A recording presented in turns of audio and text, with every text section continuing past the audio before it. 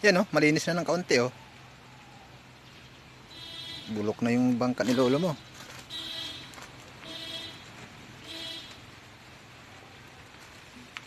Tumbahan pati yung mga tinanim niyang mga kalabasa, sitaw.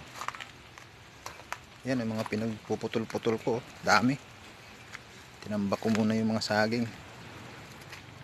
Yun pa oh, puputulin ko pa lahat yan. Yan oh.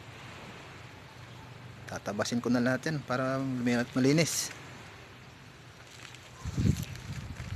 Kawawa yung lambat oh. Dito, ang dami pa akong tatabasin oh. Ayun oh, mga katapang oh. Oh. Ang dami pa oh.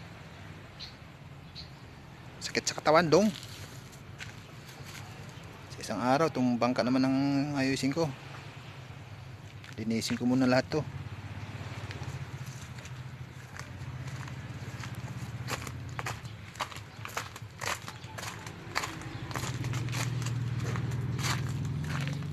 Ayan oh, naka isang araw na ako oh. Oh ha?